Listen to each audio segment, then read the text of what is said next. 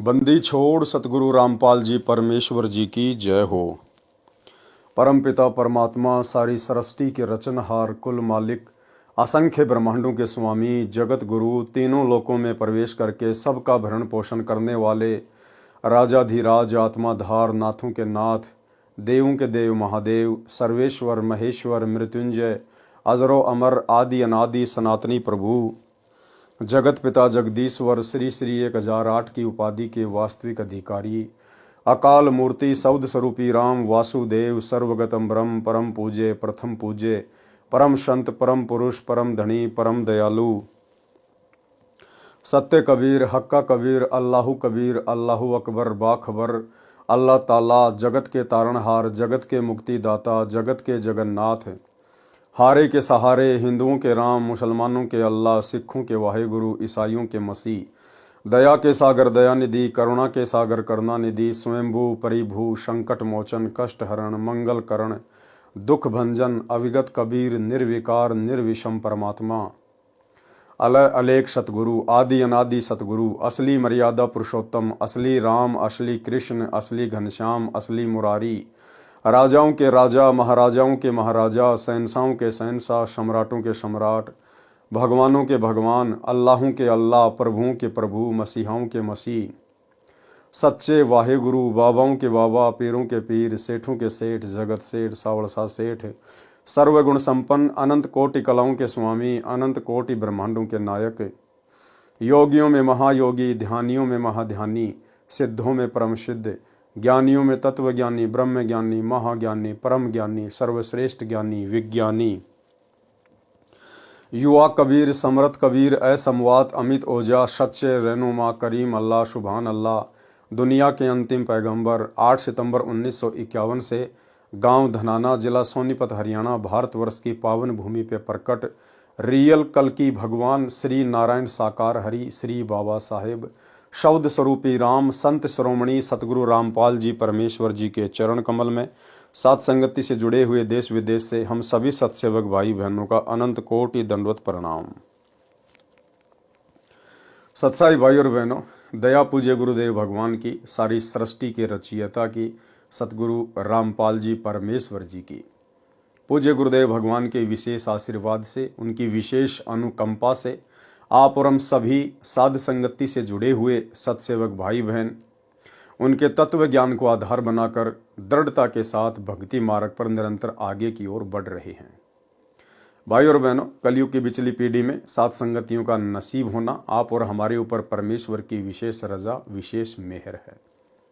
आप और हमारा भी कर्तव्य बनता है कि अब हम गुरु को परमेश्वर के रूप में मानकर जानकर पहचान कर अपना तन मन धन मन कर्म वचन से उनके चरण कमल में समर्पित करके दुनिया को अनदेखा करके और शतलोक में अपनी सुरती लगाएं, अर्थात मर्यादा शौपन में भी तोड़ने की ना सोचें और अपनी भक्ति को पूरा करें। तो भाई और बहनों, कबीर सागर के सरलार्थ के ऊपर वीडियो बनाने की श्रृंखला जारी है। पूज्य गुरुदेव जी के कर कमल से कबीर सागर के सरलार्थ के ऊपर आज हमारा ये 46वें नंबर का वीडियो है। हर एक वीडियो में गुरुदेव हमें कुछ न कुछ शिक्षा अवश्य उपलब्ध करवाते हैं। आज सिख धर्म के प्रवर्तक श्री नानक जी के ऊपर हमारा ये 3रे नंबर का वीडियो है और कबीर सागर के सरलार्थ का 46वें नंबर का वीडियो है। आज श्री नानक जी का जो वीडियो है वो कंप्लीट हो जाएगा। इस वीडियो में काफ़ी कुछ जानकारियाँ गुरुदेव भगवान ने आप और हमें उपलब्ध करवाई हैं। वीडियो देखते हैं। कबीर सागर का सरलार्थ पेज नंबर 414 बेई नदी में प्रवेश जीवन 10 गुरु साहिब से ज्यों का ज्यों सहाभार। गुरु जी प्रत्येक प्रातः बेई नदी में, जो कि शहर सुल्तानपुर के पास ही बहती है, स्नान करने के लिए जाते थे। एक दिन जब आपने पानी में डुबकी लगाई तो फिर बाहर ना आए। कुछ समय उपरांत आप जी के सेवक ने जो कपड़े पकड़कर नदी के किनारे बैठा था, घर जाकर जयराम जी को खबर सुनाई कि नानक जी डूब गए हैं। तो जयराम जी तैराकों को साथ लेकर नदी पर गए। आप जी को बहुत ढूंढा किंतु आप नहीं मिले। बहुत देखने के पश्चात सब लोग अपने अपने घर चले गए। भाई जयराम जी के घर बहुत चिंता और दुख प्रकट किया जा रहा था कि 3रे दिन सवेरे ही एक स्नान करने वाले भगत ने घर आकर बहन जी को बताया कि आपका भाई नदी के किनारे बैठा है। यह सुनकर भाईया जयराम जी बेई नदी की तरफ दौड़ पड़े और जब जब पता चलता गया और बहुत से लोग भी वहां पहुंच गए। जब इस तरह आपके चारों तरफ लोगों की भीड़ लग गई, आप जी चुपचाप अपनी दुकान पहुंच गए। आप जी के साथ स्त्री और पुरुषों की भीड़ दुकान पर आने लगी। लोगों की भीड़ देखकर गुरुजी ने मोदी खाने का दरवाजा खोल दिया। भाई और बहनों, पॉइंट है, ध्यान से सुनना। लोगों की भीड़ देखकर गुरुजी ने मोदी खाने का दरवाजा खोल दिया और कहा, जिसको जिस चीज की जरूरत है वह उसे ले जाए। मोदी खाना लुटाने के पश्चात गुरुजी फकीरी चोला पहनकर शमशान घाट में जा बैठे। यानी जब वापस सतलोक से आए थे वो नानक जी नहीं थे। रंग रूप शरीर अवश्य नानक जी का लोगों को दिखाई दे रहा था, लेकिन वो स्वयं कबीर परमात्मा थे, सतगुरु रामपाल जी थे। भाई और बहनों, यदि नानक जी होते तो जिस प्रकार सीधे अपनी दुकान पर गए और लोगों की भीड़ इकट्ठा हो गई, अगर नानक जी होते तो वो कभी भी भीड़ को ये ना कहते कि जिसको जो चाहिए ले जाओ, क्योंकि नानक जी को पता था कि मैं यहां पर नौकर हूं और ये सुल्तानपुर के नवाब के यहां पे मैं नौकरी कर रहा हूं और मुझे प्रत्येक चीज का हिसाब देना पड़ेगा। क्योंकि बाकी दिन तो नानक जी पैसे लिया करते थे, सामान दिया करते थे। उससे पहले तो नानक जी ने कभी नहीं कहा कि ले जाओ, जिसको जो मर्जी सामान चाहिए ले जाओ ले जाओ। भला तीसरे दिन जब बेई नदी से बाहर आए, उसके बाद जब सीधा अपनी दुकान पर गए तो क्यों सारा मोदी खाना लुटवा दिया फ्री में? क्योंकि भाई और बहनों, उस समय नानक जी के रूप में परमात्मा थे, कबीर जी थे, सतगुरु रामपाल जी थे। और परमात्मा कभी भी जो देता है वो मोल भाव करके नहीं देता। दाता एक राम, भिखारी सारी दुनिया। वो परमेश्वर कभी भी मोल भाव नहीं करता। वो परमेश्वर केवल देता है, उसके बदले कुछ लेता नहीं है। तो नानक जी के रूप में स्वयं कबीर परमात्मा सतगुरु रामपाल जी थे और परमेश्वर ने कहा कि जिसको जो चाहिए मोदी खाने से सामान ले जाओ। पूरा मोदी खाना उन्होंने लुटवा दिया। तो ये भी एक सबूत है कि सतलोक से जब वापस आए थे तो नानक जी नहीं थे, स्वयं कबीर परमेश्वर जी थे। लोगों की भीड़ देखकर गुरुजी ने मोदी खाने का दरवाजा खोल दिया और कहा, जिसको जिस चीज की जरूरत है वह उसे ले जाए। मोदी खाना लुटाने के पश्चात गुरुजी फकीरी चोला पहनकर शमशान घाट में जा बैठे। मोदी खाना लुटाने और गुरुजी के चले जाने की खबर जब नवाब को लगी तो उसने मुंशी द्वारा मोदी खाने की किताबों का हिसाब जयराम को बुलाकर पड़ताल करवाया। हिसाब देखने के पश्चात मुंशी ने बताया कि गुरुजी के 760 रुपए सरकार की तरफ अधिक हैं। इस बात को सुनकर नवाब बहुत खुश हुआ। उसने गुरुजी को बुलाकर कहा कि उदास न हो, अपना फालतू पैसा और मेरे पास से लेकर मोदी खाने का काम जारी रखें। पर गुरुजी ने कहा, अब हमने ये काम नहीं करना, हमें कुछ और काम करने का भगवान की तरफ से आदेश हुआ है। नवाब ने पूछा, क्या आदेश हुआ है? तब गुरुजी ने मूल मंत्र उच्चारण किया, ओमकार सत्य नामो कर्ता पुरुष निर्भव निर्वयु अकाल मूर्ति अजूनी सब गुरु प्रसादी। नवाब ने पूछा कि यह आदेश आपको भगवान ने कब दिया? गुरुजी ने बताया कि जब हम बेई में स्नान करने गए थे तो वहां से हम सचखंड अपने स्वामी के पास चले गए थे। वहां हमें आदेश हुआ कि नानक जी ये मंत्र आप जपो और बाकियों को जपा कर कलयुग के लोगों को पार लगाओ। इसलिए अब हमें अपने मालिक के इस हुक्म की पालना करनी है। इस संदर्भ को भाई गुरदास जी वार 1 पौड़ी 24 में लिखते हैं। बाबा पैदा सचखंड नौ निधि नाम गरीबी पाई। अर्थात बाबा नानक जी सचखंड गए, वहां आपको 9 निधियों का खजाना, नाम और निर्भयता प्राप्त हुई। यहां बेई किनारे जहां गुरु जी बेई से बाहर निकलकर प्रकट हुए थे, गुरुद्वारा संत घाट अथवा गुरुद्वारा बेर साहिब बहुत सुंदर बना हुआ है। इस स्थान पर ही गुरु जी प्रातः स्नान करके कुछ समय के लिए भगवान की तरफ ध्यान करके बैठते थे। जीवन 10 गुरु साहिब नामक पुस्तक से लेख समाप्त। भाई बाले वाली जन्म साखी में अद्भुत प्रमाण, यानी सिख समाज जो ये मानता है अपनी अज्ञानता और नादानी के चलते कि श्री नानक जी का कोई भी गुरु नहीं था, तो गुरुदेव भगवान जन्म साखी भाई बाले वाली से ही इसका प्रमाण देंगे, क्योंकि भाई बाला और भाई मर्दाना ये दो नानक जी के विशेष शिष्य थे, सदा उनके साथ में रहा करते थे। तो भाई बाला ने जो भी लिखा वो बिल्कुल सत्य लिखा है। भाई बाले वाली जन्म साखी में अद्भुत प्रमाण। भाई बाले वाली जन्म साखी एक मान्य ग्रंथ है जो गुरु ग्रंथ की तरह ही सत्य ज्ञान का प्रतीक माना जाता है, जिसके ज्ञान को सिख समाज परम सत्य मानता है, क्योंकि यह जन्म साखी भाई बालाजी द्वारा आंखों देखा कानों सुना ज्ञान है जो श्री नानक देव साहिब जी ने बोला था तथा बालाजी ने बताया तथा दूसरे गुरु श्री अंगद जी ने लिखा था। जन्म साखी के पृष्ठ 299 व 300 पर साखी कूना पर्वत की चली।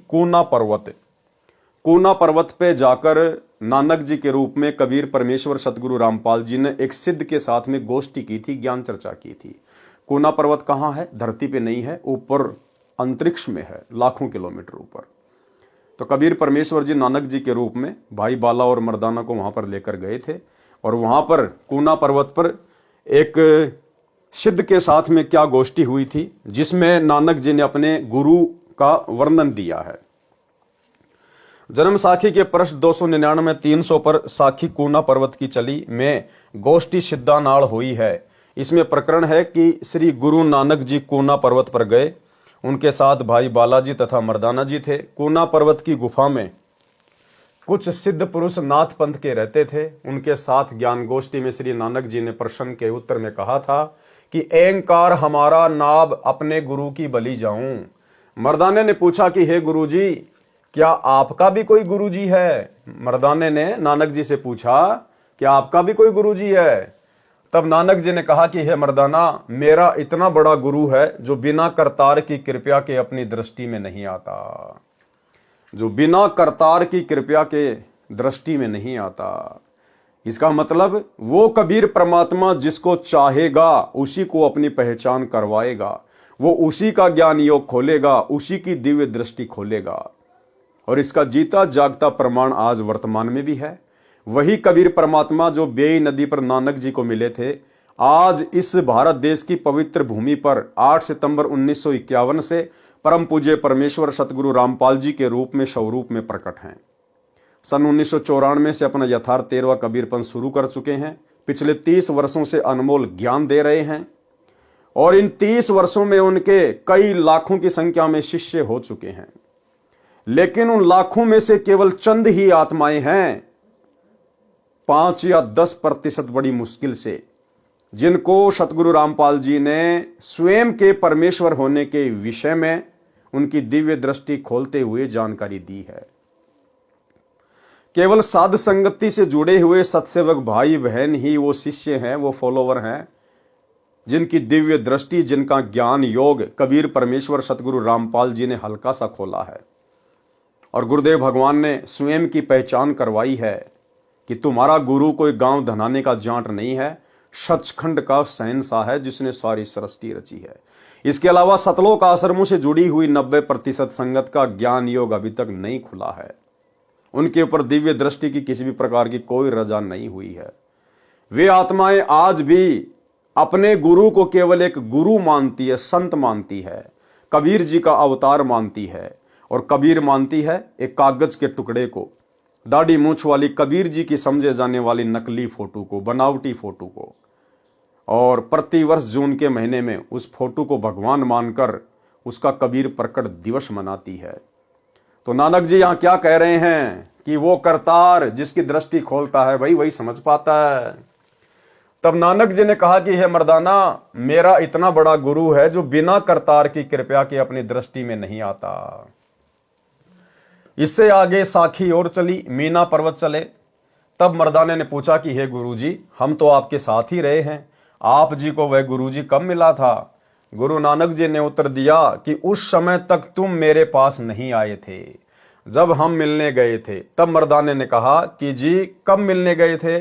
तब श्री नानक जी ने कहा कि जब सुल्तानपुर में बेई नदी में डुबकी लगाई थी तब 3 दिन उसी के साथ रहे थे। हे मर्दाना, भाई बाला जानता है, हे मर्दाना, ऐसा गुरु है जिसकी सत्ता संपूर्ण संसार में आश्रय दे रही है, उसको जिंदा बाबा कहते हैं। हे मर्दाना, जिंदा उसी को कहते हैं जो काल के अधीन न आवे, अपितु काल उसके अधीन है। क्या कहते हैं भाई और बहनों उसको? जिंदा। और जिंदा कौन होता है? स्वयं कबीर परमात्मा। उसको जिंदा बाबा कहते हैं। हे मर्दाना, जिंदा उसी को कहते हैं जो काल के अधीन न आवे, अपितु काल उसके अधीन है। भाई और बहनों, आज सतगुरु रामपाल जी के रूप में हमें भी वही जिंदा बाबा मिला है। आज हम उसी जिंदा बाबा की शरण में हैं जो जिंदा बाबा बेई नदी पर श्री नानक जी को मिले थे और गांव छुडानी में श्री गरीबदास जी को मिले थे। और गरीबदास जी ने अपनी वाणी में असुर निकंदन रमेणी में कहा है कि सतगुरु दिल्ली मंडल आईसी, सूती धरणी सूम जगाईसी। सतगुरु दिल्ली मंडल में आएगा। कब कहा गरीबदास जी ने? 650 साल पहले अपने सदग्रंथ साहिब में। गुरुदेव ने वो वाणी हमें असुर निकंदन रमेणी में दी है लास्ट में। सतगुरु दिल्ली मंडल आईसी, सूती धरणी सूम जगाईसी, काग भूषण छत्तर के आगे, गंधर्व करत चलत है रागे। तो गरीबदास जी कह रहे हैं कि मुझे जो सतगुरु मिले थे जिंदा बाबा के रूप में, सतलोक से आए थे, छुडानी के खेतों में मुझे जो जिंदा बाबा मिले थे, जो मुझे सतगुरु मिले थे, तो गरीबदास जी कह रहे हैं कि आगे चलकर वही मेरा सतगुरु जो मुझे जिंदा बाबा के रूप में मिला था, वही दिल्ली मंडल में आएगा। सतगुरु दिल्ली मंडल आईसी, सूती धरणी सूम जगाईसी। तो आज दिल्ली मंडल में कौन आया भाई और बहनों? सतगुरु रामपाल जी आए 8 सितंबर 1951 को। तो कौन हुए सतगुरु रामपाल जी? गरीबदास जी के सतगुरु। गरीबदास जी के सतगुरु कौन थे? जिंदा बाबा। जिंदा बाबा कौन था? कबीर जी। तो आज हमें जो पूज्य गुरुदेव भगवान प्राप्त हैं, हमें जिनकी शरण प्राप्त है, ये स्वयं जिंदा बाबा हैं, ये स्वयं कबीर साहिब हैं, गरीबदास जी के सतगुरु हैं, गरीबदास जी के जिंदा बाबा हैं। आप और हमारा कितना बड़ा सौभाग्य कि परमेश्वर ने हमें हल्की सी सद्बुद्धि देकर और अपनी वाणियों के खुलासों के माध्यम से ये जानकारी करवा दी कि तुम्हारा गुरु कोई गांव धनाने का जाट नहीं है, मां के गर्भ से जन्म लेकर आया हुआ कोई मानुष नहीं है, कोई जीव नहीं है। और इसीलिए फिर गरीबदास जी ने हम भक्तों को बार बार अपनी वाणियों के माध्यम से चेताया है कि कलयुग की बिचली पीढ़ी वाले भक्तों, धोखा मत खा जाना। मेरा सतगुरु ही आगे चल के दिल्ली मंडल में आएगा, जिंदा बाबा, सतगुरु दिल्ली मंडल आईसी।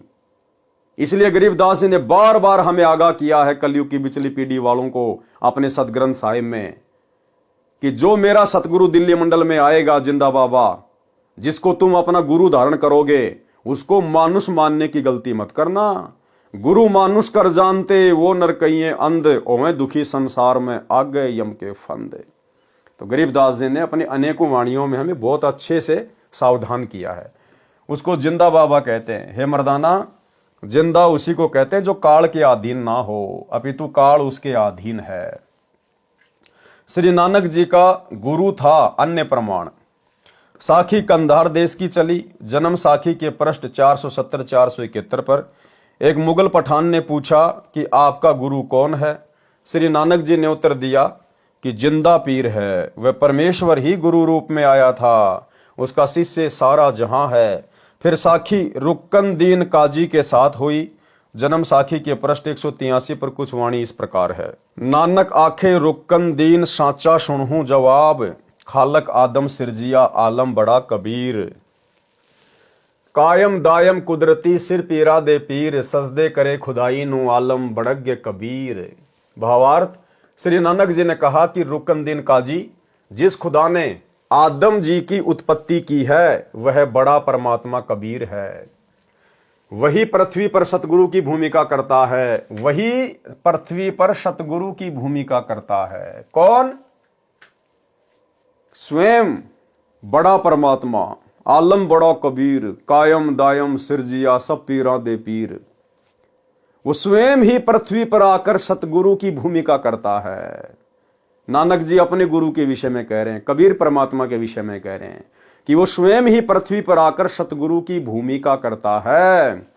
तो आज जो महापुरुष इस कलयुग की बिचली पीढ़ी में सतगुरु की भूमिका में हैं, फिर भला ये कौन है? ये स्वयं कबीर परमात्मा है, अल्लाहों के अल्लाह, प्रभुओं के प्रभु हैं। दूसरी बात भाइयों और बहनों, यदि आप लोगों को लगता है कि सतगुरु तो कबीर जी के लिए कहा है, भाई अगर सतगुरु शब्द कबीर जी के लिए कहा जाता है, कौन से कबीर जी के लिए? आप लोगों की नजरों में वो कबीर जो 650 साल पहले आया था काशी के बनारस में, अगर उस कबीर के लिए सतगुरु शब्द का प्रयोग किया जाता है तो फिर इन सतलोक आश्रमों से जुड़े हुए भगत भाई बहनों को अपने गुरुदेव सतगुरु रामपाल जी के नाम से पहले सतगुरु शब्द का प्रयोग नहीं करना चाहिए, क्योंकि सतगुरु तो केवल पूरी सृष्टि में एक समय में एक ही होता है। एक समय में धरती पे दो दो सतगुरु नहीं होते, केवल एक ही सतगुरु होता है और वो सतगुरु स्वयं कबीर परमात्मा होता है। तो फिर आपके गुरु जी कौन हुए? सतगुरु रामपाल जी कौन हुए? आप अपने गुरुदेव के नाम से पहले सतगुरु शब्द लगाते हैं और सतगुरु शब्द का अधिकारी केवल कबीर परमात्मा है, किसी और के नाम के आगे पीछे सतगुरु लग ही नहीं सकता। और भाई आप सतलोक आश्रम वालों के अनुसार यदि सतगुरु शब्द कबीर जी जो दाढ़ी मूछ वाले रूप में 650 साल पहले आए थे उन्हीं के नाम से पहले लगता है, तो फिर आप अपने गुरु को सतगुरु कहना छोड़ दीजिए, क्योंकि सतगुरु की भूमिका तो खुद कबीर परमात्मा ही करता है। दूसरा, आप जी अपने गुरुदेव को बंदी छोड़ बंदी छोड़ बंदी छोड़ कहते हैं। भाई बंदी छोड़ तो पूरी सृष्टि में एक ही है, वो है कबीर परमात्मा। फिर आप अपने गुरुदेव को बंदी छोड़ क्यों कहते हैं? क्या बंदी छोड़ भी दो हैं? अरे क्या भगवान भी दो हैं सृष्टि में? बंदी छोड़ एक ही है जो काल के बंधन से छुड़वा सकता है, स्वयं कबीर परमात्मा। और आप लोग यदि उस दाढ़ी मूछ वाली कागज की फोटो को बंदी छोड़ मानते हैं तो फिर आप अपने गुरुजी के नाम से पहले बंदी छोड़ क्यों लगाते हैं? भाई आप तो दोगला आचरण कर रहे हैं, आप तो दो नावों की सवारी कर रहे हैं। तो भाई और बहनों, ये विशेष मेहर है गुरुदेव की, जो गुरुदेव ने हम साथ संगति से जुड़े हुए सत्सेवक भाई बहनों का ज्ञान योग खोला है। हमें गुरु और गोविंद में कोई अंतर नजर नहीं आ रहा है। परमात्मा भी कहते हैं गुरु और गोविंद दो नहीं भाई, जब तक दो समझेगा दो जख में जाई। गुरु को और परमात्मा को अलग अलग मानने वाला कहते हैं वो दो जख में जाएगा, नरक में जाएगा, नरक में। वह ही पृथ्वी पर सतगुरु की भूमिका करता है, वह सिर पीरा दे पीर यानी सब गुरुओं का सिरताज है। तो भाई आज हम अपने गुरु जी को क्या कहते हैं? जगत गुरु। जगत गुरु, जगत गुरु कौन होता है? सब गुरुओं का गुरु, जिससे बढ़कर कोई भी गुरु ना हो उसको कहते हैं जगत गुरु। यहां क्या कहा जा रहा है? वह सिर पीरा दे पीर यानी सब गुरुओं का सिरताज है। सब गुरुओं का सिरताज कौन होता है? जगत गुरु, कबीर परमात्मा। सबसे उत्तम ज्ञान रखता है कौन? कबीर परमात्मा। आज पृथ्वी पर सबसे उत्तम ज्ञान किसके पास में है? केवल सतगुरु रामपाल जी परमेश्वर जी के पास। और एक ऑडियो में सतगुरु रामपाल जी परमेश्वर कह रहे हैं कि बच्चों, इस पूरी सृष्टि में इस दास के अलावा किसी को ज्ञान नहीं है। तो भाई पूरी सृष्टि में तो सतलोक आश्रम से जुड़े हुए भाई बहनों के अनुसार कबीर जी भी है, क्योंकि आप लोग अपने गुरु जी को तो कबीर जी मानते नहीं। आप तो कबीर उसको मानते हैं जो दाढ़ी मूछ वाला है। आप लोगों के अनुसार तो वो सतलोक में बैठा हुआ है। और गुरुदेव कह रहे हैं कि पूरी सृष्टि में इस दास के अलावा किसी को तत्व ज्ञान नहीं है। तो क्या भाई तुम्हारे उस कबीर को भी नहीं है क्या जो सतलोक में बैठा हुआ है? उसको भी नहीं है क्या? क्योंकि सारी सृष्टि में तो वो दाढ़ी मूछ वाला कबीर भी आ गया अगर कहीं बैठा है तो। फिर गुरु जी इतनी बड़ी बात क्यों कह रहे हैं कि सारी सृष्टि में इस दास के अलावा किसी को ज्ञान नहीं, तत्व ज्ञान नहीं? तो कौन कह सकता है ये बात है? ये बात कौन कह सकता है? स्वयं कबीर परमात्मा ही कह सकता है, क्योंकि कबीर परमात्मा ही अपने रूप रूपांतरण करते हुए इस पृथ्वी पर सतगुरु की भूमिका करते हैं। तो आज सतगुरु रामपाल जी स्वयं ही कबीर परमेश्वर हैं, इनके अलावा कहीं और कोई कबीर नहीं है। यह बात जिस दिन तुम्हारे समझ में आ जाएगी उस दिन तुम भगत बन गए पक्के। और बच्चों, कबीर साहब सारी सृष्टि के रचने वाले, सबके पालक, सबके उत्पत्ति करता, कर्म के लेख को मिटाने वाले परमपिता परमात्मा आपको प्राप्त हुए। सारी सृष्टि में दास के अतिरिक्त इस अध्यात्म ज्ञान के जानने वाला कोई नहीं। तो पुण्यात्माओं, बच्चों, आपको समर्थ परमात्मा और पूर्ण सतगुरु और कंप्लीट स्पिरिचुअल नॉलेज, संपूर्ण आध्यात्मिक ज्ञान प्राप्त है। सबसे उत्तम ज्ञान रखता है। वह कायम यानी श्रेष्ठ दायम यानी समर्थ परमात्मा कुदरती है। मुसलमान अल्लाह कबीर कहते हैं। कबीर का अर्थ बड़ा करके बड़ा अल्लाह अर्थ करते हैं। श्री नानक जी ने यह भी स्पष्ट कर दिया है कि वह बड़ा आलम कबीर है।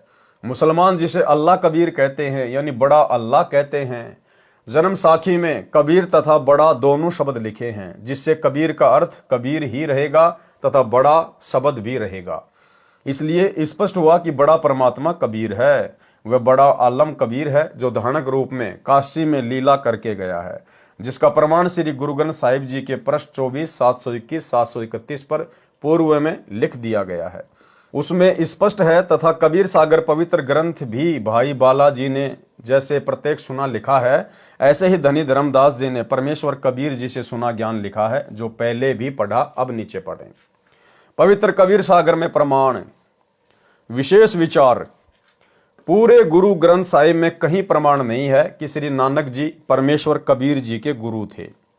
जैसे गुरु ग्रंथ साहिब आदरणीय तथा प्रमाणित है, ऐसे ही पवित्र कबीर सागर भी आदरणीय तथा प्रमाणित सदग्रंथ है तथा श्री गुरु ग्रंथ साहिब से पहले का है। इसीलिए तो सैकड़ों वाणी कबीर सागर सदग्रंथ से गुरु ग्रंथ साहिब में ली गई हैं। पवित्र कबीर सागर में विस्तृत विवरण है नानक जी तथा परमेश्वर कबीर साहिब जी की वार्ता का तथा श्री नानक जी के पूज्य गुरुदेव कबीर परमेश्वर जी थे। कृपया निम्न पढ़ें। विशेष प्रमाण के लिए कबीर सागर सवसम वेद बोध प्रश्न नंबर 158 से 159 से। नानक शाकीन तप भारी, सब विधि भय ज्ञान अधिकारी, भक्ति भावता को समझाया, ता पर सतगुरु की नो दाया। जिंदा रूप धर्यो तब भाई, हम पंजाब देश चले आई, अनहद बानी कियो पुकारा, सुन के नानक दर्श निहारा। सुन के अमर लोक की बाणी, नानक परया निज समर्थ ज्ञानी। नानक वचन आवा पुरुष महागुरु ज्ञानी, अमर लोक की सुनी न बानी, अर्ज सुनो प्रभु जिंदा स्वामी, कह अमर लोक रहा निज धामी। काहुन कही अमर निज बानी, धन्य कबीर परम गुरु ज्ञानी, कोई न पावे तुमरो भेदा, खोज थके ब्रह्मा चहु वेदा। जिंदा वचन नानक तुम बहुते तप कीन्या, निरंकार बहुते दिन चीन्या, निरंकार ते पुरुष निनारा, अजर दीपता की टकसारा। नानक तुम बहुते तप कीन्या, निरंकार बहुते दिन चीन्या, निरंकार ते पुरुष निनारा, अजर दीपता की टकसारा। पुरुष बिछो भयो जब ते, काल कठिन मगरो क्यों तब ते, इत तव सरिस भक्ति नहीं होई, क्योंकि परम पुरुष ने भेटू कोई। जब ते हम ते बिछुरे भाई, 60,000 जन्म भगत तुम पाई, धरि धरि जन्म भक्ति भल कीन्या, फिर काल चक्र निरंजन दीन्या।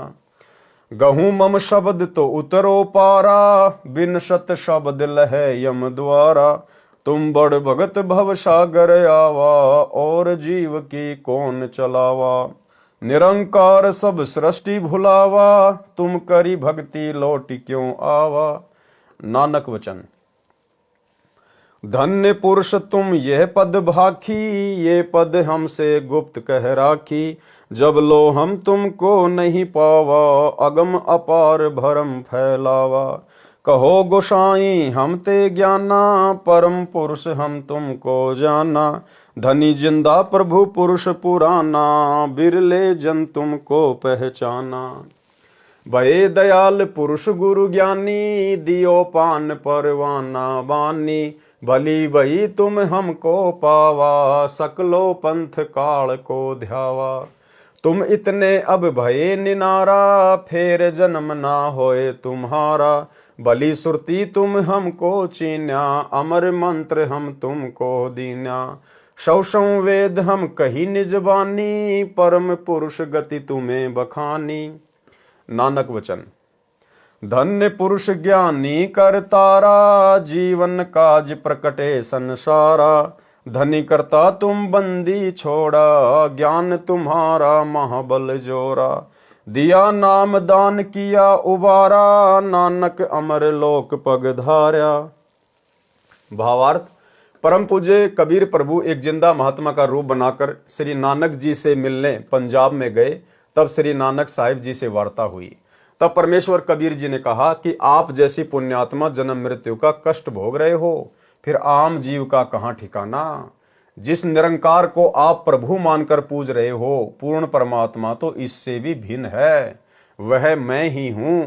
जब से आप मेरे से बिछड़े हो, 60,000 जन्म तो अच्छे अच्छे उच्च पद भी प्राप्त कर चुके हो। जैसे सतयुग में यही पवित्र आत्मा राजा अमरीश तथा त्रेता युग में राजा जनक, जो सीता जी के पिताजी थे, हुए, तथा कलयुग में श्री नानक साहिब जी हुए। फिर भी जन्म मृत्यु के चक्कर में ही हो। मैं आपको सत शब्द अर्थात सच्चा नाम जाप मंत्र बताऊंगा, उससे आप अमर हो जाओगे। श्री नानक साहिब जी ने प्रभु कबीर जी से कहा कि आप बंदी छोड़ भगवान हो, आपको कोई बिरला सौभाग्यशाली व्यक्ति ही पहचान सकता है। क्या कहा नानक जी ने? श्री नानक जी ने प्रभु कबीर जी से कहा कि आप बंदी छोड़ भगवान हो। आज हम बंदी छोड़ किसको कहते हैं? सतगुरु रामपाल जी को। आप बंदी छोड़ भगवान हो, आपको कोई बिरला सौभाग्यशाली व्यक्ति ही पहचान सकता है। इसलिए भाई और बहनों, दास बार बार कहता है कि आज यदि धरती पर सतगुरु रामपाल जी को कबीर परमेश्वर जी के रूप में किसी ने जाना है, पहचाना है, उन्हें कोई कबीर मानकर वास्तव में इष्ट मानकर भक्ति कर रहा है, गीता अध्याय 3 श्लोक 13 के अनुसार उन्हें भोग लगा रहा है, तो केवल साध संगति से जुड़े हुए सत्सेवक भाई बहन हैं। ये सतगुरु रामपाल जी परमेश्वर जी का यथार्थ 13वां कबीर पंथ है। ये सतलोक के लिए भक्ति का ट्रेनिंग सेंटर है। स्पष्ट कर दिया यहां परमात्मा ने, आपको कोई बिरला सौभाग्यशाली व्यक्ति ही पहचान सकता है। तो ये सौभाग्य भाई और बहनों केवल हम साध संगत वाले भाई बहनों को प्राप्त है वर्तमान में। आगे तो हो सकता है बहुत सारी आत्माओं को हो जाएगा, लेकिन वर्तमान समय 2024 तक इस परीक्षा के समय में जो भक्तों की छटनी की जा रही है, इस पहले बैच की परीक्षा चल रही है। सन 1994 से 2014 तक परमात्मा ने जितनी भी आत्माओं को अपनी शरण में लिया, उनकी परीक्षा चल रही है। और इस परीक्षा में अभी तक तो केवल साथ संगति से जुड़े हुए भाई बहन ही पास हुए हैं। कबीर सागर के अध्याय अगम निगम बोध में प्रश्न नंबर 44 पर शब्द नानक वचन, वाह वाह कबीर गुरु पूरा है, पूरे गुरु की मैं बल जावा, जाका शकल जहूरा है। अधर दुलिच परे हैं गुरुअन के, शिव ब्रह्मा जहां सूरा है। श्वेत ध्वजा फरहात गुरुवन की, बाजत अनहद तूरा है। पूर्ण कबीर सकल घटदर्श, हरदम हाल हजूरा है। नाम कबीर जपे बड़ भागी, नानक चरण को धूरा है। विशेष विवेचन, बाबा नानक जी ने उस कबीर जुलाहे काशी वाले को सत्यलोक यानी सचखंड में आंखों देखा, तथा फिर काशी में धानक जुलाहे का कार्य करते हुए, तथा बताया कि वही धानक रूप जुलाहा सतलोक में सत्य पुरुष रूप में भी रहता है, तथा यहां भी वही है। श्री नानक जी ने बचपन में श्री ब्रजलाल पांडे जी से गीता जी को समझा था। पूर्ण परमेश्वर कबीर जी के दर्शन के पश्चात उन्हीं से प्राप्त तत्व ज्ञान के आधार से उसी पांडे से गीता जी के 7 श्लोकों के विषय में पूछा। श्री ब्रजलाल पांडे निरुत्तर हो गया। अपनी बेइज्जती जानकर श्री नानक जी से ईर्ष्या करने लगा, तथा श्री नानक जी के माता पिता को तथा अन्य हिंदुओं को कहा कि श्री नानक तो अपने भगवानों का अपमान करता है, जिससे लोगों ने श्री नानक जी की बातों को ध्यान से नहीं सुना। वे 7 श्लोक निम्न हैं। कौन से हैं? श्री ब्रजलाल पांडे से श्री नानक जी ने पूछा, आप कहते हो कि गीता जी का ज्ञान श्री कृष्ण जी ने बोला, तथा श्री कृष्ण जी ही श्री विष्णु अवतार हैं। श्री विष्णु जी अजन्मा सर्वेश्वर अविनाशी हैं, इनके कोई माता पिता नहीं है। आप ये भी कहते हो कि रजगुण ब्रह्मा, सतगुण विष्णु तथा तमगुण शिव हैं, यही त्रिगुण माया है। परंतु गीता ज्ञानदाता प्रभु, पहला श्लोक कौन सा है? गीता अध्याय 2 श्लोक 12 में तथा अध्याय 4 श्लोक 5 में अपने आप को नाशवान कह रहा है कि मेरे तो जन्म तथा मृत्यु होते हैं, तथा अध्याय 15 श्लोक 4 तथा अध्याय 18 श्लोक 62 में गीता ज्ञानदाता प्रभु किसी अन्य परमेश्वर की शरण में जाने को कह रहा है, तथा उसी की साधना से सर्व सुख तथा पूर्ण मोक्ष संभव है। मैं गीता ज्ञानदाता भी उसी की शरण में हूं। गीता अध्याय 7 श्लोक 15 में गीता ज्ञानदाता प्रभु कह रहा है कि जिनका ज्ञान त्रिगुण माया के द्वारा हरा जा चुका है। भावार्थ है कि जो साधक तीनों गुणों रजगुण ब्रह्मा, सतगुण विष्णु तथा तमगुण शिव की पूजा करते हैं, इनसे ऊपर अन्य प्रभु की साधना नहीं करते, जिनकी बुद्धि इन्हीं तक सीमित है, वे तो राक्षस स्वभाव को धारण किए हुए मनुष्यों में नीच दूषित कर्म करने वाले मूर्ख मुझे भी नहीं बसते। उपरोक्त तीनों प्रभुओं की पूजा मना है। फिर गीता ज्ञानदाता ब्रह्म काल अध्याय 7 श्लोक 18 में अपनी साधना को भी अनुत्तमाम अति घटिया कह रहा है। इसलिए गीता अध्याय 18 श्लोक 62 में कहा है कि पूर्ण मोक्ष तथा परम शांति के लिए उस परमेश्वर की शरण में जा। गीता अध्याय 4 श्लोक 34 में प्रमाण है कि उसके लिए किसी तत्वदर्शी संत की खोज कर। मैं उस परमात्मा के विषय में पूर्ण जानकारी नहीं रखता। उसी तत्वद्रष्टा संत द्वारा बताए ज्ञान अनुसार उस परमेश्वर की भक्ति कर। यही प्रश्न परमेश्वर कबीर साहिब जी ने श्री नानक जी से बेई नदी के किनारे पर किया था। जिस तत्व ज्ञान को समझकर तथा कबीर परमेश्वर के सत्य पुरुष रूप में सतलोक सचखंड में तथा धानक रूप में बनारस काशी में दर्शन करके समर्पण करके तत्व ज्ञान को जन जन तक पहुंचाया तथा पूर्ण मोक्ष प्राप्त किया। विशेष पवित्र सिख समाज इस बात से सहमत नहीं है कि श्री नानक साहिब जी के गुरुजी काशी वाला धानक जुलाहा कबीर साहिब जी थे। इसके विपरीत श्री नानक साहिब जी को पूर्ण ब्रह्म कबीर साहिब जी का गुरुजी कहा है। परंतु श्री नानक साहिब जी के पूज्य गुरुजी का नाम क्या है, इस विषय में पवित्र सिख समाज मौन है, जबकि स्वयं श्री गुरु नानक साहिब जी श्री गुरु ग्रंथ साहिब जी में महिला फर्स्ट की अमृतवाणी में स्वयं स्वीकार करते हैं कि मुझे गुरुजी जिंदा रूप में आकर मिले। वही धानक जुलाहा रूप में सत्य कबीर हक्का कबीर नाम से पृथ्वी पर भी थे तथा ऊपर अपने सचखंड में भी वही विराजमान है जिन्होंने मुझे अमृत नाम दिया। आदरणीय श्री नानक साहिब जी का आविर्भाव यानी जन्म सन 1469 तथा सतलोकवास सन 1539। पवित्र पुस्तक जीवनी 10 गुरु साहिबान आदरणीय कबीर साहिब जी धानक रूप में मृत मंडल में सन 1398 में सहशरीर प्रकट हुए तथा सहशरीर सतलोक गमन सन 1518 में पवित्र कबीर सागर। दोनों महापुरुष 49 वर्ष तक समकालीन रहे। श्री गुरु नानक साहिब जी का जन्म पवित्र हिंदू धर्म में हुआ। प्रभु प्राप्ति के बाद कहा कि न कोई हिंदू न मुसलमाना अर्थात अज्ञानतावश दो धर्म बना बैठे। सर्व एक परमात्मा सत्य पुरुष के बच्चे हैं। श्री नानक देव जी ने कोई धर्म नहीं बनाया, बल्कि धर्म की बनावटी जंजीरों से मानव को मुक्त किया तथा शिष्य परंपरा चलाई। जैसे गुरुदेव से नाम दीक्षा लेने वाले भक्तों को शिष्य बोला जाता है, उन्हें पंजाबी भाषा में सिख कहने लगे। जैसे आज इस दास के लाखों शिष्य हैं, परंतु यह धर्म नहीं है। सर्व पवित्र धर्मों की पुण्यात्माएं आत्म कल्याण करवा रही हैं। यदि आने वाले समय में कोई धर्म बना बैठे तो वह दुर्भाग्य ही होगा। भेदभाव तथा संघर्ष की नई दीवार ही बनेगी, परंतु लाभ कुछ नहीं होगा। विशेष केवल एक ही बात को कि कौन किसका गुरु तथा कौन किसका शिष्य है, वाद विवाद का विषय न बनाकर सच्चाई को स्वीकार करना चाहिए। कुछ देर के लिए श्री नानक साहिब जी को परमात्मा कबीर साहिब कबीर देव जी का गुरु जी मान लें। ये विचार करें कि इन महापुरुषों ने गुरु शिष्य की भूमिका करके हमें कितनी अनमोल वाणी रचकर दी है तथा हम कितना उनका अनुसरण कर पा रहे हैं। आज किसी व्यक्ति का जन्म पवित्र हिंदू धर्म में है, वह अपनी साधना तथा इष्ट को सर्वोच्च मान रहा है। मृत्यु उपरांत उसी पुण्यात्मा का जन्म पवित्र सिख धर्म में हुआ तो फिर वह उसी साधना को उत्तम मानकर निश्चिंत हो जाएगा। फिर पवित्र मुसलमान धर्म में जन्म मिला तो उपरोक्त साधनाओं के विपरीत पूजा पर आरूढ़ होगा तथा फिर पवित्र ईसाई धर्म में जन्म हुआ तो केवल उसी पूजा पर आधारित हो जाएगा। फिर कभी पवित्र आर्य समाज में वही पुण्यात्मा जन्म लेगी तो केवल हवन यज्ञ करने को ही मुक्ति मार्ग कहेगा। यदि वही पुण्यात्मा पवित्र जैन धर्म में पहुंचेगी तो हो सकता है निर्वस्त्र रहकर या मुख पर कपड़ा बांधकर नंगे पैरों चलना ही मुक्ति का अंतिम साधन होगा।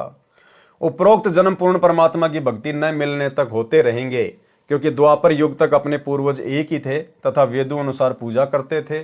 अन्य धर्मों की स्थापना नहीं हुई थी। जब श्री गुरु गोविंद साहिब जी ने 5 प्यारों को चुना, उनमें से एक श्री दयाराम जी लाहौर के खत्री परिवार से हिंदू थे। श्री धर्मदास जी इंद्रप्रस्थ दिल्ली के जाट हिंदू थे। भाई मोहकम चंद जी छिबे हिंदू द्वारकावासी। भाई साहिब चंद जी नाई हिंदू बिदर निवासी। भाई हिम्मतमल जी झींवर हिंदू जगन्नाथपुरी उड़ीसा निवासी थे।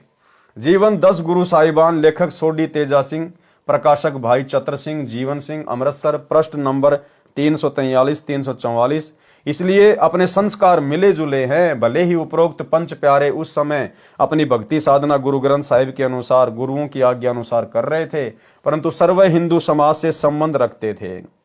उस समय गुरुओं के अनुयायियों को सिख कहते थे, हिंदी भाषा में शिष्य कहते हैं। इस कारण से एक अलग भक्ति मार्ग पर चलने वाले जन समूह को सिख कहने लगे।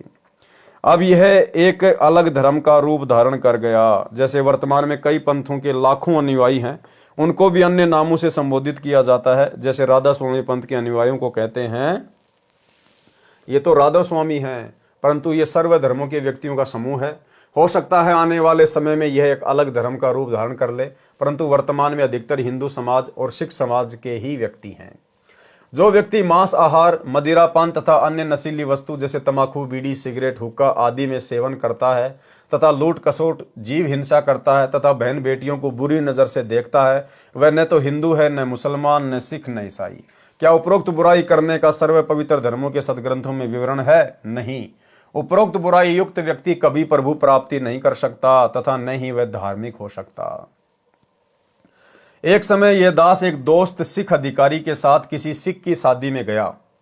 वहां पर श्री गुरु ग्रंथ साहिब जी के अखंड पाठ का भोग पड़ा। सर्व उपस्थित व्यक्तियों ने प्रसाद लिया, फिर खाना खाने के लिए साथ में ही लगे टेंट में प्रवेश हुए, जहां पवित्र अमृतवाणी का भोग पड़ा था तथा जहां खाना खाया। दोनों के बीच केवल कनात यानी कपड़ा लगी थी। खाने को मांस तथा पीने को मदिरा सरेआम थी। जो पाठ कर रहे थे वे भी सर्वप्रथम उसी आहार को प्रेम पूर्वक कर रहे थे। इसलिए सर्वप्रथम हिंदू तो हिंदू बने मुसलमान, ईसाई बने ईसाई तथा सिख बने सिख। फिर हम प्रभु भक्ति करने योग्य होंगे। प्रभु साधना भी अपने सदग्रंथों में वर्णित विधि अनुसार करने से प्रभु प्राप्ति होगी, अन्यथा मानव शरीर व्यर्थ हो जाएगा। हम एक कुल मालिक की संतान हैं। सतज्ञान न होने से हिंदू मुसलमान के झगड़े, हिंदू सिख के झगड़े, मुसलमान ईसाई के झगड़े धर्म के श्रेष्ठता और अश्रेष्ठता के कारण है। विश्व युद्ध में भी इतना रक्तपात नहीं हुआ होगा जितना धर्म के खतरे की आड़ में हो चुका है।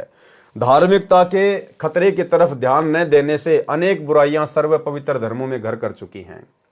सर्व पवित्र धर्मों में 1% व्यक्ति होते हैं जो 99% को आपस में लड़वा कर मरवा देते हैं। इससे विपरीत हिंदू हिंदू को मार रहा है, सिख सिख को काट रहा है, मुसलमान मुसलमान को परेशान कर रहा है, ईसाई ईसाई का दुश्मन बना हुआ है, आर्य समाजी पर ही मुकदमे किए बैठा है, कबीर पंथियों के दुश्मन बने हैं। और भाइयों और बहनों, अज्ञानता के कारण, संत रामपाल जी के तत्व ज्ञान को गहराई से ना समझ पाने के कारण आज संत रामपाल जी के पंथ में भी ये बुराई घर कर चुकी है। हालांकि आगे सफलता प्राप्त नहीं कर पाएगी, लेकिन वर्तमान में तो सतगुरु रामपाल जी का परिवार इस बुराई से अछूता नहीं है। आज हम सभी कबीरपंथी हैं। साथ संगत से जुड़े हुए भाई बहन भी कबीरपंथी हैं। सतलोक आश्रम से जुड़े हुए भाई बहन भी कबीरपंथी हैं, क्योंकि हमारे गुरुदेव कबीर जी हैं और कबीर जी के दिखाए रास्ते पर जो चलता उसको कबीरपंथी कहते हैं। तो गुरुदेव कह रहे हैं कि सभी लोग हिंदू हिंदू पर मुकदमे किए बैठे हैं, कबीरपंथियों पर मुकदमे किए बैठे हैं।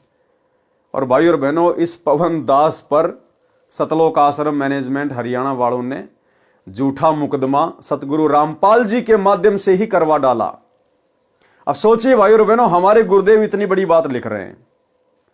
अब इतनी बड़ी बात लिखने वाले और समाज को शिक्षा देने वाले कि ऐसे आपस में मुकदमे नहीं करने चाहिए, ये अच्छी बात नहीं है, परमात्मा के भक्ति मार्ग में ऐसा नहीं होना चाहिए। तो गुरुजी तो मना कर रहे हैं कि आपस में मुकदमेबाजी नहीं करनी चाहिए। फिर सोचिए भाई और बहनों, मुझ पवन दास के ऊपर सतगुरु रामपाल जी ने मुकदमा क्यों किया? अपने परिवार के कहने पर। अगर आप इसको एक नॉर्मल बात मान के चलोगे तो फिर ये तो दोगली बात हो गई सतगुरु रामपाल जी की। यहां तो कह रहे हैं कि आपस में मुकदमेबाजी नहीं करनी चाहिए। जो आपस में एक दूसरे पर मुकदमा करते हैं उनको ज्ञान नहीं है। और सतगुरु रामपाल जी ने मुझ पवन दास के ऊपर अपने परिवार के कहने से मुकदमा कर दिया। तो नॉर्मल तरीके से अगर आप इस बात को लेकर चलोगे तो ये बात सतगुरु रामपाल जी को दोगला साबित करती है। इसलिए दास आप सभी भाई बहनों को बार बार कहता है कि पूज्य गुरुदेव जी के द्वारा अपने परिवार के कहने पर इस परीक्षा के समय में मुझ पवन दास के ऊपर अपने भक्ति विधान के विपरीत ये 420 का मुकदमा लगाना, मुझ पवन दास को जेल करवाना, ये वर्तमान में उनकी लीला का, उनके मिशन का एक हिस्सा है। क्योंकि वो परमात्मा जिन्होंने सन 1994 से 2014 तक 20 साल तक जो भक्ति की खेती की थी, परमेश्वर ने अब उसमें से भूस को अलग करना था और गेहूं को अलग करना था और माध्यम बनाया मुझ पवन दास को, 2 कोटि के जीव को भक्तों की परीक्षा के लिए। इसलिए भाइयों और बहनों, इस पवन दास के ऊपर जो गुरुद्रोही का टैग लगा हुआ है, ये गुरुदेव भगवान की लीला का, उनके मिशन का एक हिस्सा है। जो चंद भाई बहनों को तो समझ में आ गया, जो साथ संगति से जुड़े हुए हैं। बाकी आत्माओं की जो आश्रमों से जुड़ी हुई हैं, अभी उनकी आंखें बंद हैं, समय आने पर खुल जाएंगी। ईसाई का ईसाई दुश्मन बना हुआ है, आर्य समाजियों पर ही मुकदमे किए बैठा है। कबीर पंथियों के दुश्मन बने हैं तथा अन्य आश्रमों तथा डेरों के महंतों व संतों के आपस में कत्लेआम तथा मुकदमे तत्व ज्ञान के अभाव के कारण ही हो रहे हैं। क्या कह रहे हैं गुरुदेव? ये क्यों हो रहा है? तत्व ज्ञान के अभाव के कारण। तो क्या हमारे गुरुजी को भी तत्व ज्ञान नहीं है क्या, जो मेरे ऊपर मुकदमा कर दिया? अरे दुनिया को ऐसी शिक्षा देने वाला गुरु, क्या उनके पास भी तत्व ज्ञान नहीं है? जो अपने कर कमल से लिखित पुस्तक के विपरीत, अपने शब्दों के विपरीत मुझ पवन दास पे मुकदमा कर रहा है। तो भाई और बहनों, ये उनकी लीला का, उनके मिशन का एक हिस्सा है। मुझदास का जन्म पवित्र हिंदू धर्म में हुआ तथा वर्तमान में जो भी पूजाएं उपलब्ध थी सभी कर रहा था। 17 फरवरी 1988 फाल्गुन मास की अमावस्या विक्रमी संवत 2045 को तत्वदर्शी संत परम पूज्य स्वामी राम देवानंद जी महाराज के दर्शन हुए। ये जो स्वामी राम देवानंद जी महाराज हैं भाई और बहनों, इनको तत्व ज्ञान नहीं था, ये तत्वदर्शी संत नहीं थे।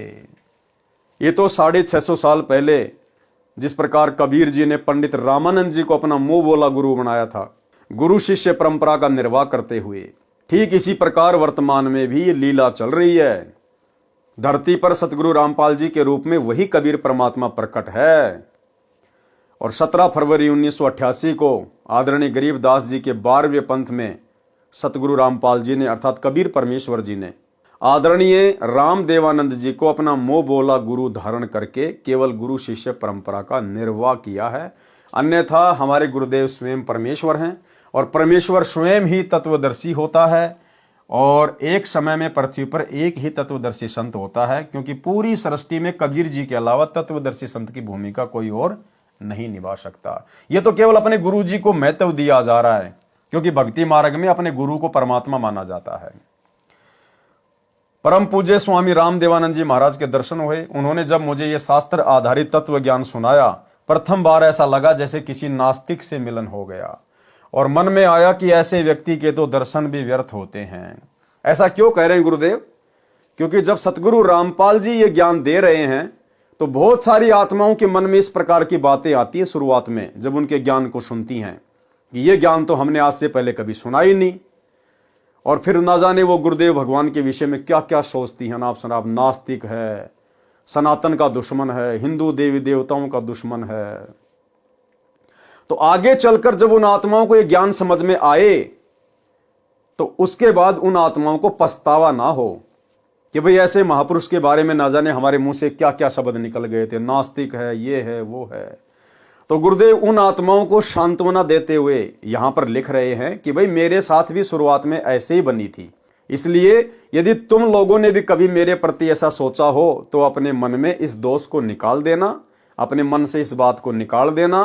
भाई ये ज्ञान ही ऐसा है, शुरुआत में जब इसको कोई सुनता है तो अटपटा सा ही लगता है, ताकि उन आत्माओं को थोड़ी शांति सी महसूस हो।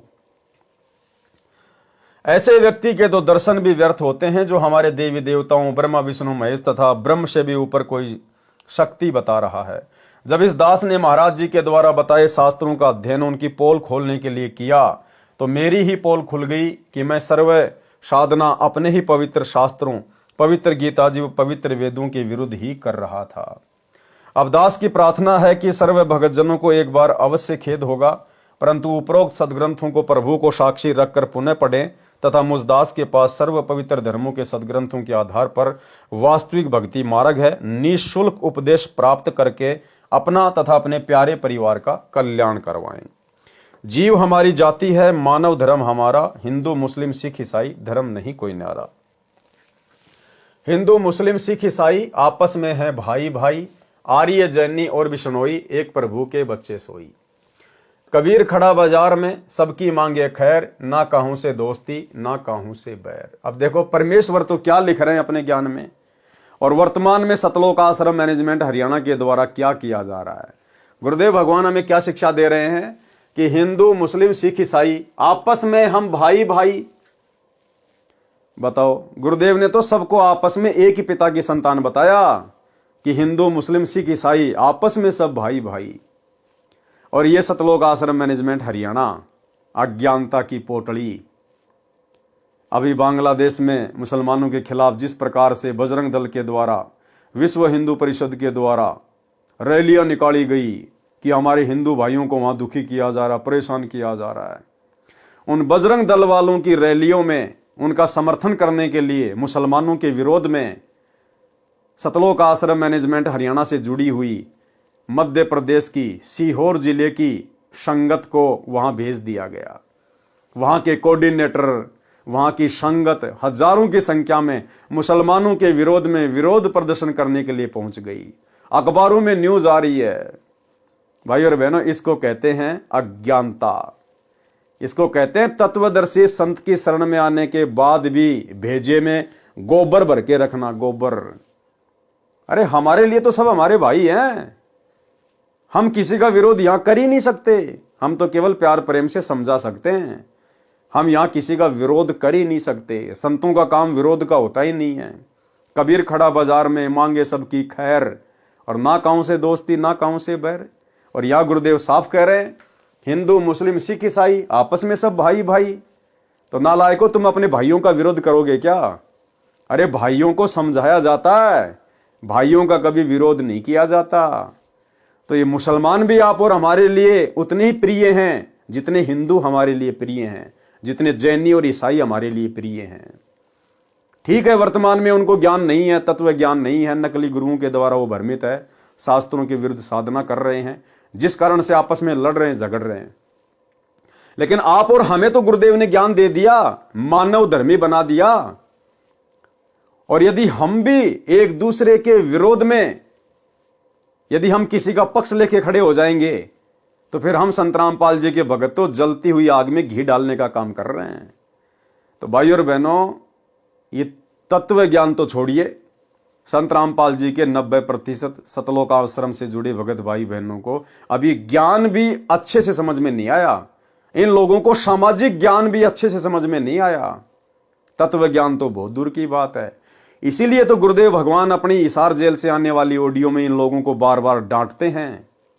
वो अंतर्यामी परमात्मा इन लोगों के इसी प्रकार के कुकर्म देखकर इनको बार बार डांटते हैं कि अच्छे इंसान तो जगत वाले भी ऐसा नहीं करते जैसा तुम भगत कर रहे हो।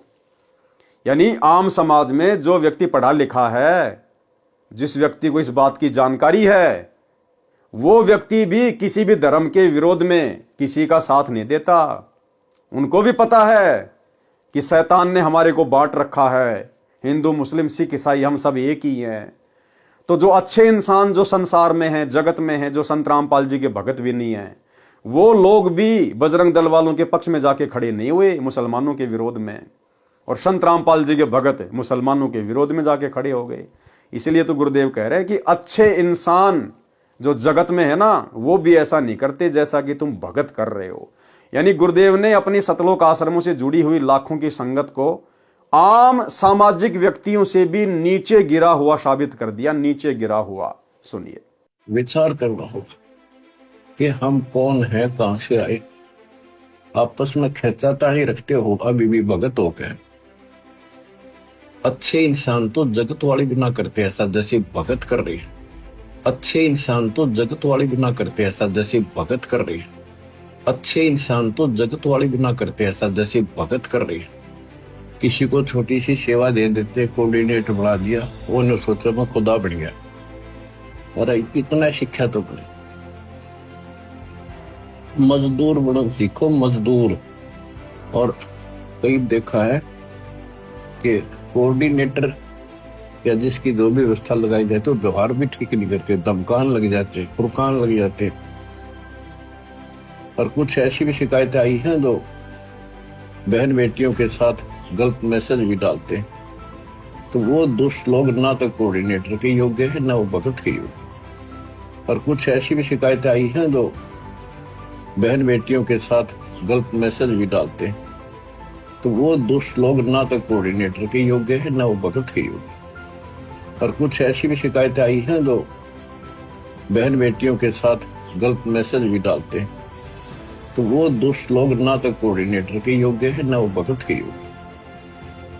तो ऐसा तो संगत माई कुसंगत उपजेगी, और ऐसी कुसंगत होगी फिर हम रखेंगे नहीं उसको खेत में। किसान उस कुबाड़ को पाड़ कर खेत तो बाहर फेंक देता है, तो उसको आप मिशन से निकाल दिया जाया करेगा।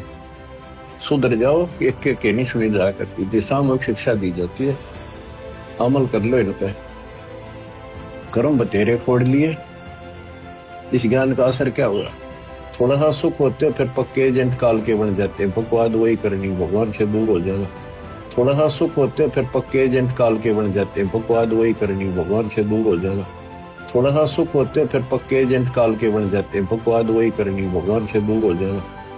तो भाई और बहनों, आप और हमारा सौभाग्य कि गुरुदेव भगवान ने हमारा ज्ञान योग खोला, हमें गुरुदेव ने सद्बुद्धि दी। हम इस प्रकार के शैतानी प्रपंचों में नहीं पड़ते हैं, ज्ञान को आधार बना के अपनी भक्ति करते हैं, और बाकी संगत अपने कर्म फोड़ रही है कोऑर्डिनेटरों के पीछे लगकर। हिंदू मुस्लिम सिख ईसाई आपस में हैं भाई भाई, आर्य जैनी और बिश्नोई, एक प्रभु के बच्चे सोई। कबीरा खड़ा बाजार में सबकी मांगे खैर, ना कहूं से दोस्ती ना कहूं से बैर।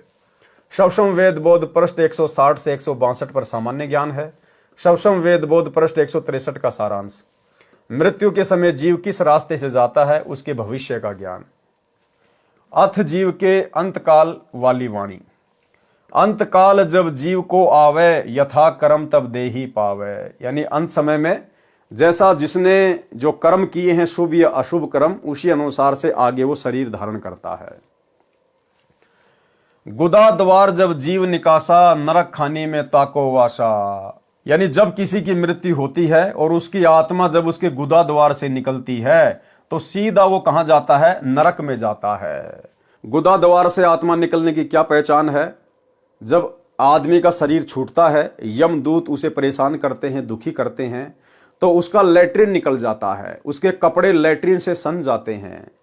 यानी उसकी आत्मा यमदूतों ने मार मार के गुदा द्वार से निकाली है। ऐसा व्यक्ति सीधा नरक में ठोका जाता है, नरक में।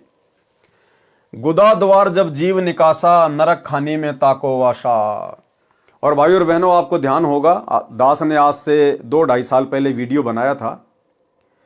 सतलोक आश्रम मैनेजमेंट हरियाणा से बिहार का स्टेट कोऑर्डिनेटर, उसकी गुदा द्वार से ही आत्मा बाहर निकली थी। गुदा द्वार से सीधा नरक में गया वो। बिहार का स्टेट कोऑर्डिनेटर, जिसकी बाथरूम में बैठे बैठे लैट्रिन करते करते जिसको हार्ट अटैक हुआ था, उसकी आत्मा गुदा द्वार से निकली और सीधा वो नरक में गया। सोचिए, स्टेट कोऑर्डिनेटरों की यह हालत है, तो उन कोऑर्डिनेटरों के पीछे आंख बंद करके चल रही संगत का क्या हाल होगा। और हाल हो भी रहा है, आए दिन अकाल मौत आप देख ही रहे हैं। गुदा द्वार जब जीव निकासा, नरक खानी में ताको वाशा। गिरे नरक शीस बल जाई, ताही में पुनी रहे समाई। नाभि द्वार जो प्राण चलाना, जलचर योनि माही प्रकाटाना। नाभि द्वार से जिसके प्राण निकलते हैं, वो क्या बनता है? वो जल का जीव बनता है, मछली, मगरमच्छ वगैरह जो भी है। मूत्र द्वार कर जीव पयाना, पशु योनि तासु ठिकाना। और जिसकी आत्मा उसके मूत्र द्वार से निकलती है, यानी मरते समय जो पेशाब कर देता है भयभीत होकर यमदूतों से, तो कहते हैं मूत्र द्वार कर जीव पयाना, पशु योनि में ताकू ठिकाना। सीधा वो पशु योनि में जाता है। मुख द्वार ते जीव कडियावे, अन्न खाने में बासा पावे। और जिसकी आत्मा उसके मुख द्वार से निकलती है, मुख से कैसे निकलेगी? उसका मुंह फटा का फटा रह जाता है। मृत्यु के बाद जिस व्यक्ति का मुंह फटा हुआ है, तो समझो उसकी आत्मा उसके मुख द्वार से निकाली गई है। वो कहां जाएगा? अन्न खानी में। जैसे ये अनाज के अंदर जो जीवाणु जो पैदा हो जाते हैं गेहूं में, सरसों में, बाजरे में, जो जीवाणु पैदा हो जाते हैं, ढोरे, सुरसी, वो ऐसी योनियों में जाता है। श्वास द्वार ते जीव जब जाता, अंडज खानी में सो प्रकटता। वो कहाँ जाता है? अंडज खानी में, यानी वो पक्षी बनता है। जो अंडे से जो उत्पत्ति होती है, चाहे किसी जैसे छिपकली की भी जो है अंडे से होती है, बाकी जो पक्षी हैं उनकी भी अंडे से होती है। नेत्र द्वार जब जीव से धारा, मक्खी आदिक तन सो धारा। और आंखों से जिसकी आत्मा निकाली जाती है, यानी मरते समय जिसकी आंखें फटी की फटी रह जाती हैं, तो समझो उसकी आत्मा कहां से निकली है? नेत्र द्वार से। वो कहां जाएगा? वो मक्खी की योनि में जाता है। मक्खी और कीट पतंग की योनियां वो प्राप्त करता है। श्रवण द्वार ते जीव जब चाल्या, श्रवण यानी कान, प्रेत दे पावे तत्काला, वो भूत की योनि में जाता है। दसम द्वार ते निक्षय प्राणा, राजा होए भोग विधि नाना। और जिसकी आत्मा 10वें द्वार से निकलती है, काल तक की साधना में जो 10वां द्वार है, वो परमात्मा ने ये बताया, हमारी जो खोपड़ी है जहां पर ये चोटी होती है, ये जो खाल है, इसके जस्ट नीचे की तरफ 10वां द्वार होता है। तो 10वें द्वार से जिसकी आत्मा निकलती है, वो राजा वगैरह बन जाता है, बहुत बड़ा कोई पैसे वाला बन जाता है। थोड़े बहुत समय वो राज भोगता है, आराम करता है, बड़े मजे लेता है, मनुष्य योनि प्राप्त करता है। उसके बाद फिर उसके कर्म बिगड़ेंगे, क्योंकि राजा बनेगा तो सबसे ज्यादा पाप करेगा। भाई तब से राज मद मानम, जन्म तीसरे शुक्र स्वानम। फिर राजा कहां जाएगा? सीधा मरने के बाद में नरक में। नरक से फिर सीधे गधे की योनि में। एक हरि की भक्ति बिन राजा गधा होय, माटी लदे कुमार की घास न डाल कोई। रंभ द्वार ते जीव जब जाता, परम पुरुष के लोक समाता। और रम द्वार यानी सुषमणा द्वार से जिसकी आत्मा निकलती है, और सुषमणा द्वार से आत्मा उसी की निकलेगी जिसको पूर्ण संत प्राप्त होगा, जिसको सतनाम का सुमरण प्राप्त होगा, और जो आजीवन मर्यादा में रहेगा गुरु को इष्ट मानकर, उसकी आत्मा रम द्वार से निकलेगी।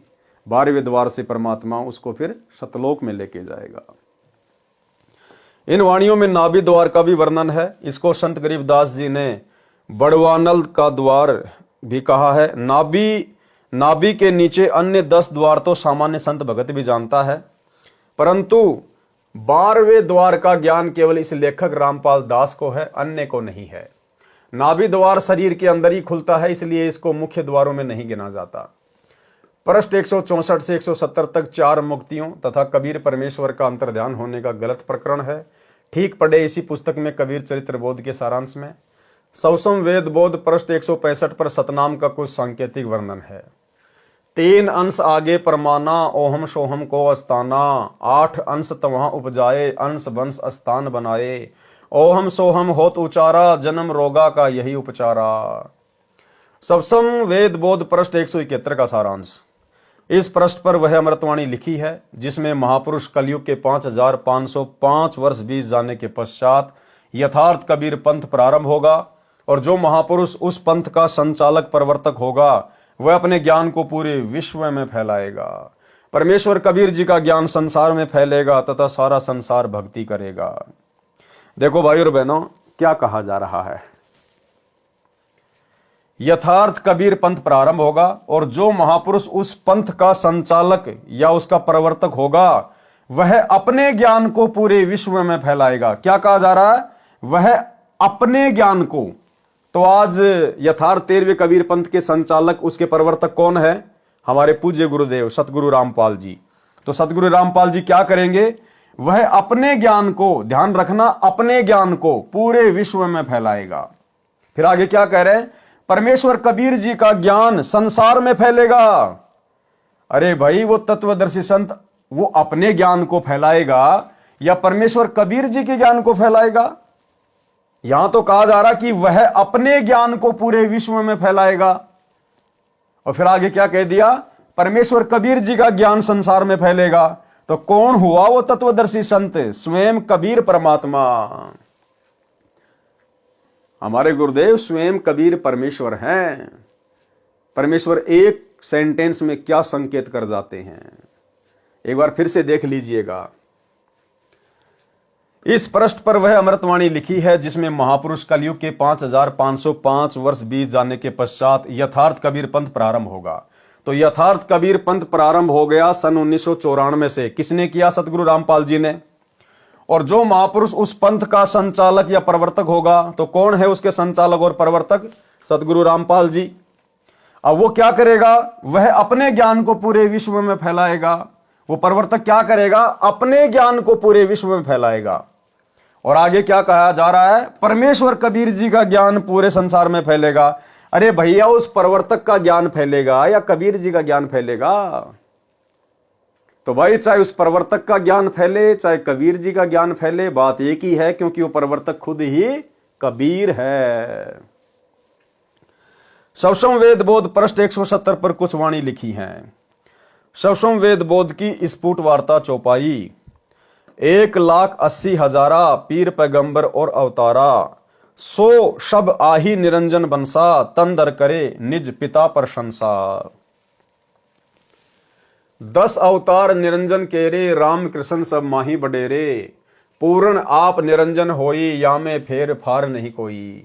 भावार्थ, जो मुसलमान धर्म में 1,80,000 पैगंबर माने गए हैं, हजरत मोहम्मद जी अंतिम नबी अर्थात पैगंबर माने गए हैं, ये तथा अन्य अवतार जो हिंदू धर्म में माने जाते हैं, ये सब के सब काल निरंजन के अंश थे और संसार में जन्म लेकर काल की महिमा बताकर काल के पंथ का प्रचार करने आए थे।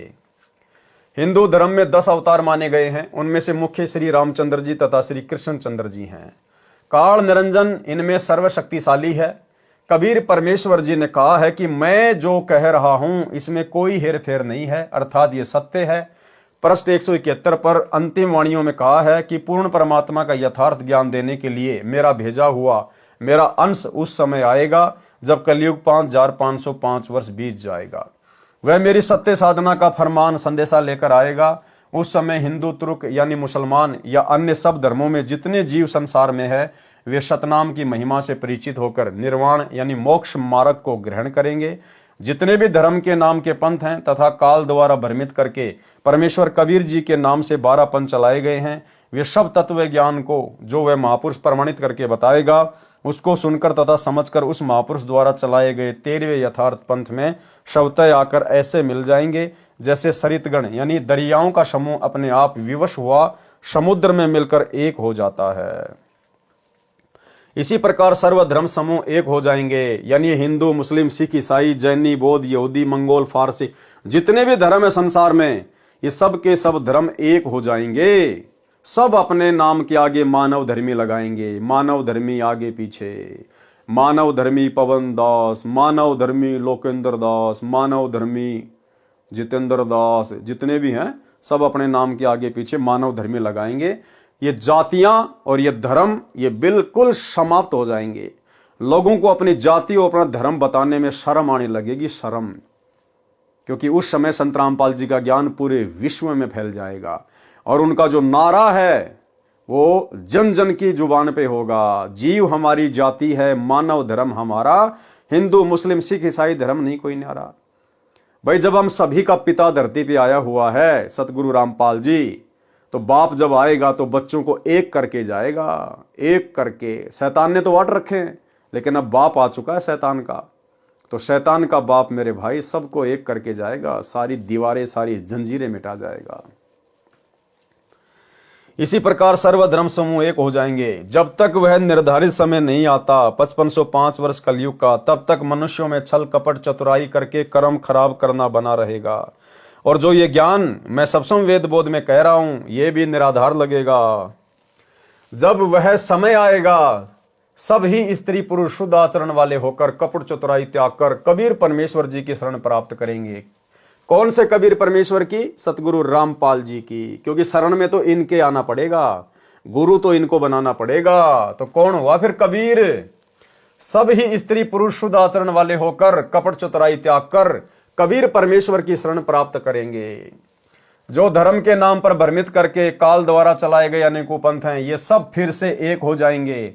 उस महापुरुष से सतनाम आदि सर्व मंत्रों की दीक्षा लेकर सब दीक्षित हंस सतलोक को जाएंगे। घर घर में मेरे ज्ञान की चर्चा होगी, कृपया पढ़े निम्न वाणियां। शवसम वेद बोध पृष्ठ 171 से कुछ वाणियां। दोहा 5000 और 505 जब कलयुग बीत जाए, महापुरुष फरमान तब जग तारण को आए। भाई वो महापुरुष आज आ चुका है सतगुरु रामपाल जी के रूप में। हिंदू तुर्क आदिक सब जेते जीव जिहान, सत्य नाम की साख गह पौवे पद निर्वाण। यथा सरित गण आप ही मिले सिंधु में धाये, सत सुकृत के मध्य तिमी सब ही पंथ समाये। जब लगी पूर्ण होए नहीं ठीके को तिथिवार, कपट चातुरी तब हिलो सब संवेद निर्धार। सब ही नारी नर शुद्ध तब जब ठीके का दिन आवंत, कपट चातुरी छोड़ के शरण कबीर गहंत। एक अनेक हो गयो पुनि अनेक हो एक, हंस चले सतलोक सब सत्य नाम की टेक।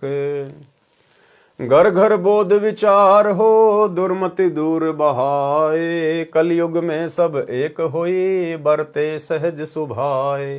कहाँ उग्र कहाँ सुदर हो हर सब की भव भीर, सो समान समदृष्टि है समर्थ सत्य कबीर। भावार्थ, परमेश्वर कबीर जी ने बताया है कि मेरी महिमा के ज्ञान की घर घर चर्चा चलेगी, सबकी दुर्मति समाप्त हो जाएगी, सब परमात्मा से डरने वाले होंगे।